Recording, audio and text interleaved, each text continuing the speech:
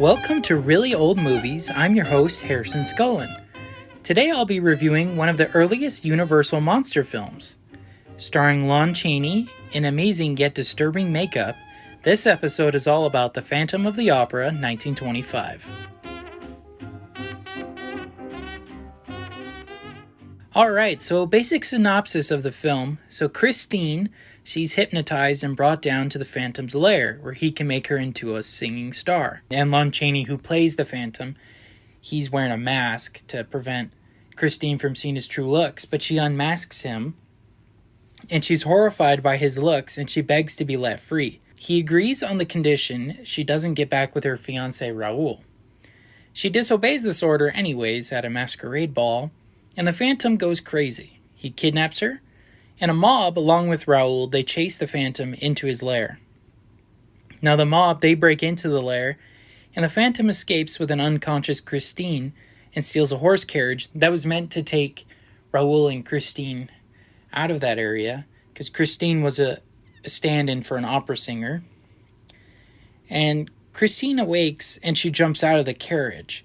Now the Phantom, he stops, and he runs back to her, but he has a choice. He sees the mob coming towards him, and he looks back at his car, and he realizes to go back to the buggy to escape. But the mob catches up to him anyways, and they kill him and throw his body into the water, and that's where the film ends. So, now I'll get into my thoughts overall on the movie. So, the plot itself, I gave a 3 out of 5. I thought it had a great story structure, but the film seemed lacking because it ends pretty abruptly. I wasn't a huge fan of that. I wish there was more we could have seen. You know, especially maybe, I don't know, Raoul and Christine getting married or something like that at the very end. There's no real closure to the movie. It's kind of abrupt, and I wasn't a huge fan of that. So I gave that a 3 out of 5. Now, acting-wise, I gave a 5 out of 5. I think Lon Chaney is the best thing of the film. His reactions and his demeanor are truly horrifying, and it works great. Everyone else is pretty substandard, and sometimes over the top, but that was pretty commonplace back in the 1920s. As this is a silent film, they had to use their expressions and their crazy facial features just to make sense of the movie and to give people an idea of what they were trying to say, even without any dialogue. So with that, I gave it a 5 out of 5, mainly for Lon Chaney. Alright, now directing, I gave it a 3 out of 5. Nothing really noteworthy, but again, just the acting of Lon Chaney. I think it was a great choice picking him as the Phantom. Now, cinematography and special effects, 5 out of 5. I think the makeup and the color tinting was way ahead of its time.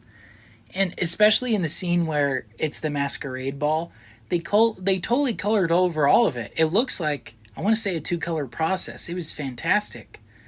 And way different from anything that you will really see in this era. And I really like that. Now, the makeup of Lon Chaney, again, amazing stuff. And supposedly, he used real fish scales and a couple other items like that. And they caused immense pain in him.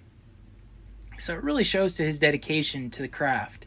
I really liked that. Now, the fact that they put so much effort into the effects, to the makeup, to everything, it really shows why this movie has stood the test of time. Really great film, cinematography and special effects wise.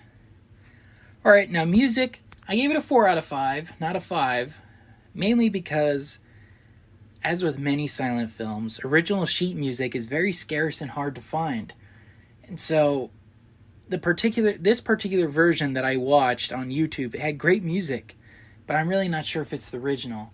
And to me, that's a really tragic thing. You know, luckily, we have sheet music for movies like Metropolis and whatnot, but it's really interesting and sad that is the case. And the movie itself went into the public domain in the 1950s, so there have been countless versions of it with different songs, different even cuts and prints of the movie. There's a Eastman Company version of it, and then a different version by Universal. It's insane what has happened with this movie, music-wise and just in general. So overall, it has a final Letterboxd score of 4 out of 5. I liked this movie a lot. This is definitely one I'm going to be watching again and again for Halloween each year. And I think it was a great start to this month of October. So, yeah, that's pretty much it. Those are my thoughts and feelings on The Phantom of the Opera. Thank you guys again for tuning in to this week's episode.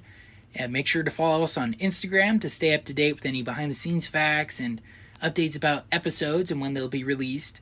But typically, they'll be released Fridays at 12 p.m. Pacific Standard.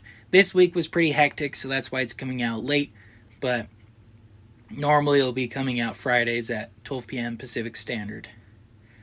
Alright, and make sure to follow us on Spotify or Apple Podcast or anywhere really you want to listen to a podcast. And make sure to hit that notification bell so that you could stay up to date when the new episodes are released. And yeah, thank you guys so much again. And until next time, I'm Harrison Scullin, and this has been Really Old Movies. Take care.